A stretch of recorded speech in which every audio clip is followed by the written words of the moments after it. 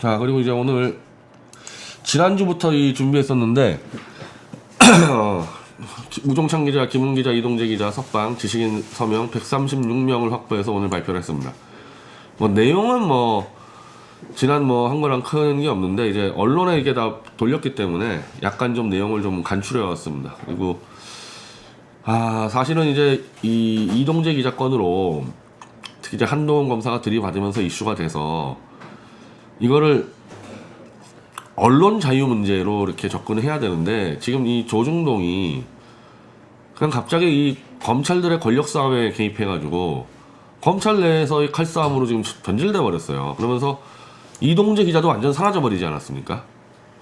이게 참 제가 볼 때 이 언론사들 정말 한심한 게 언론사라면은 지금 누구 먼저 구명운동해야 됩니까? 같은 기자들인 우종찬, 김웅, 이동재 기자를 구명활동해야 되는데 이 조중동 기자들은 지금 한동훈 쪽에 줄 서가지고 한동훈 만세 물고 있어요.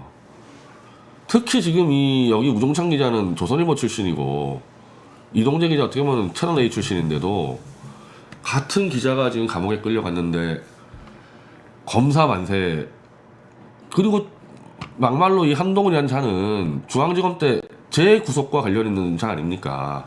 왜 기자들이 검사에 줄 서가지고 설쳐내냔 말입니다. 같은 기자가 지금 감옥에 끌려가고 있는데 이 세 명으로 끝날 사안이란 거죠. 그리고 이게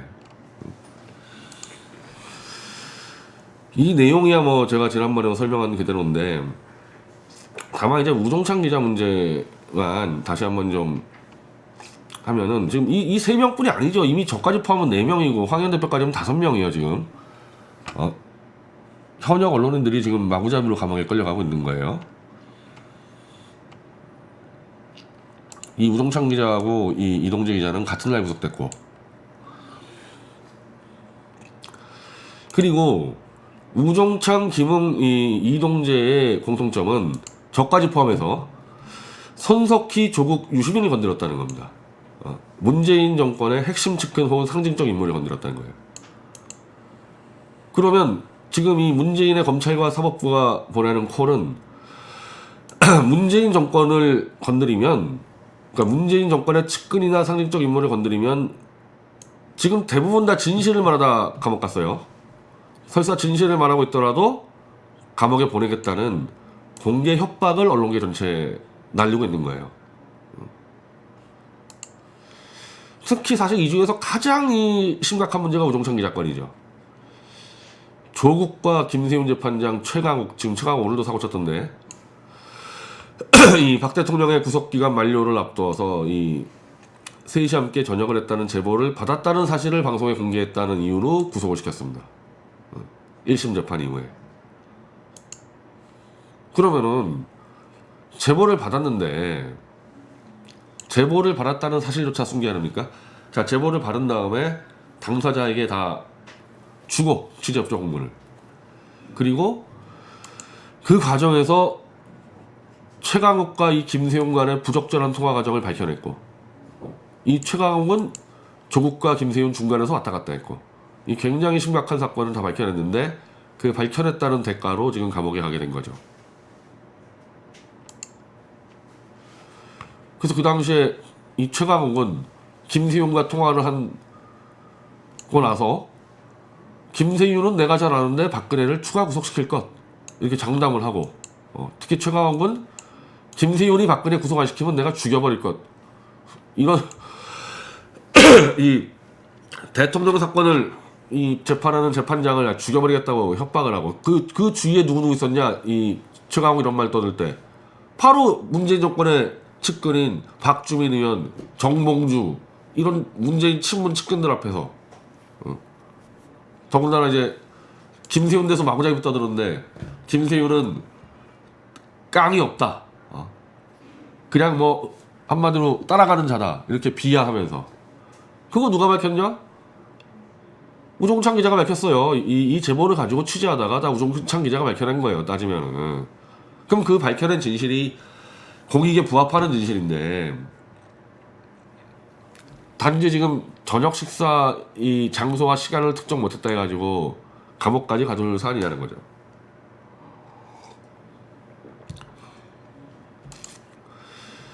자, 원래 대한민국 법원은 광우병 거짓난동 그리고 일본 산케이에 박 대통령의 세월호 당시 어디서 미래를 했다는 관련 이거 전부 다 거짓말 보도예요. 완벽한 거짓말 보도인데 허위지만 국가적 중대 사안이라는 이유로 공익에 기여했다 해서 무죄를 선고하는 대한민국 판례가 있습니다. 이 판례를 깡그리 뒤집고 이건 원래 친문 좌익들이 좋아했던 판결이잖아요. 그때 언론의 자유 만세 불렀던 이 친문 좌익들은 우종찬 기자는 허위를 얘기한 적이 없어요. 자기가 받은 제보를 실증적으로 입증을 못했을 뿐이지 허위를 얘기한 적이 없어요. 그 단순한 제보라고 이야기를 했고 제보의 신뢰성을 어떻게 인정하는지 다 이야기를 했고 그리고 이렇게 거짓말 대놓고 거짓말한 MBC나 산케이는 무죄가 나오고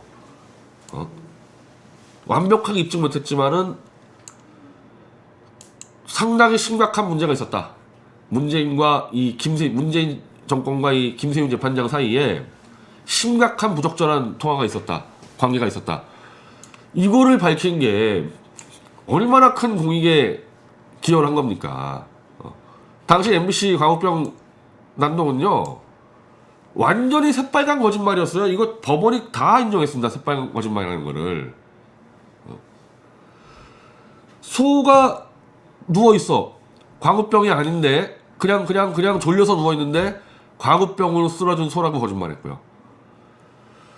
한 소녀가 죽었는데 광우병으로 죽지 않았는데 광우병으로 죽었다고 사기쳤고요.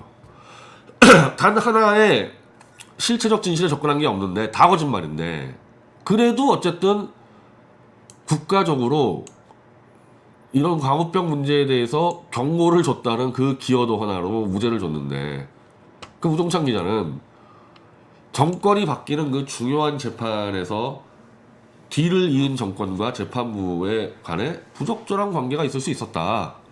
영향을 미쳤을 수 있었다. 최강욱이 저렇게 수시로 통화한 것만 해도 저거는 심각한 거 아닙니까? 그걸 밝혀냈으면은 그 기여도로 인해서 조국과 김세윤이 저녁을 어디서 했는지까지는 못 밝힌 부분에 근데 밝힐 수가 없죠. 우종찬 기자는 그거를. 그럼 어떻게 했어야 되냐. 우종찬 기자가 요구한 대로 청와대 근처의 한식집에 그 당시 날짜에 맞춰서 CCTV를 조사하고 조국과 김세윤의 핸드폰을 조사하고 이 통화 내역을 원래 검찰이 했어야 되고 검찰이 안 했으면은 문 기자가 재판부 요청했으면 재판부가 받았어야 되는데 본인들이 안 해놓고서 왜 안 했겠어요? 오늘 마찬가지지만은 했다가 괜히 또 예상치 못한 이상한 증거 나올까봐 그래서 은폐시켜놓고 그걸 캐는 기자를 감옥에 보낸 거 아닙니까? 지금 우리도 마찬가지죠. 태블릿 PC 완전히 끝장낼 수 있는 이 사실조에 다 던져놨지만은 재판부가 안 하잖아요.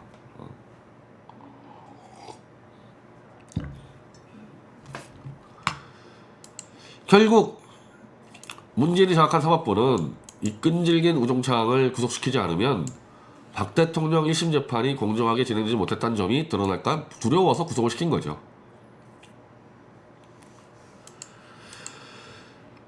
자, 그래서 이걸 다 하고 지금 우리가 가장 이제 다음 주부터 이제 집중할 문제는 이 1차 성명서에 이어서 이제 미국, 일본, 대만 지식인의 성명서 이어가는 거. 특히 이제 미국하고 일본 먼저 하고 이제 대만을 갈 텐데 이제 최소한 대만까지 몰라도 이제 일본까지는 가져야 되죠. 그래서 이 성명서를 일단은 지금 번역 작업을 하고 있고요. 그래서 다음 주에 미국, 일본 외신에다가 다 돌릴 거고 어떻게 해서라도 이제 보도를 관철시킨 다음에 이제 일본, 미국 지식인들을 이제 규합을 해서 특히 이 검사와 판사 개개인들 세계 언론사와 사법사에 기록될 스스로 부끄러워하고 좀 두려워하기 바랍니다. 이동재 기자, 우동찬 기자고 이제 이 김웅 기자. 자, 136명입니다. 이거 뭐 왜 저 사람은 안 해? 뭐 서명 안 해? 그런데 뭐 거의 다 서명했어요. 거의 다 서명했습니다. 약간 연락이 좀 안 돼가지고 그런 거 있지만은 뭐 저기 뭐 강민구 턴라이트 대표, 뭐 고성국 TV, 고영주 변호사, 뭐 할 사람 다 했습니다. 그리고 김경애 교수 말에. 그러니까 작년에 제가 구속됐을 때 재작년에 그때도 130명이 서명했거든요. 그분들 거의 100%다 했어요. 그리고 김진태 전 의원, 박성현 이성분 대표, 저 민주공, 박종진,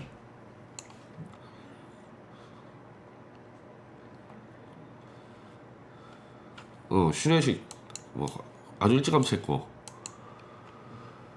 저 이경재 변호사, 이동환 변호사, 뭐 우리 이제 같이 하는 이경재 대표, 이봉규, 이상로, 우리 이우영 박사, 심지어 이희범, 지금 뭐 저하고 원수지간인데 합니다.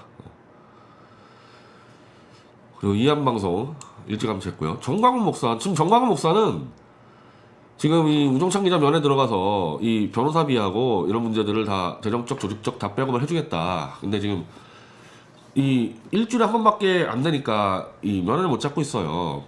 그래서 원래 제가 먼저 들어가려고 했는데 저는 이제 차라리, 왜냐하면 전 목사는 직접적으로 도와줄 수가 있기 때문에 전 목사 쪽이 먼저 들어갈 수 있도록 뭐 협의를 했는데, 또 그게 또 갑자기 또 우공당에 외치고 들어오냐고, 여기서 도울 힘도 없으면서.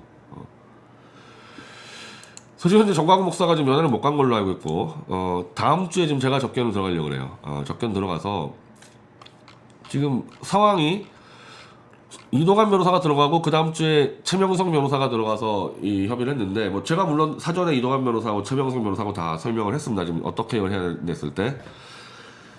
지금 현재 가장 문제는, 아직까지도 지금 제가 파악하기로는 국선 변호인 선임을 지금 고집을 안 꺾고 있는 것 같아요. 이 국선 썼을 때 최대 문제는 바로 지금 이런 성명서 이런 문제들, 이런 작업을 할 때 국선은 오히려 이거 방해할 가능성이 있거든요.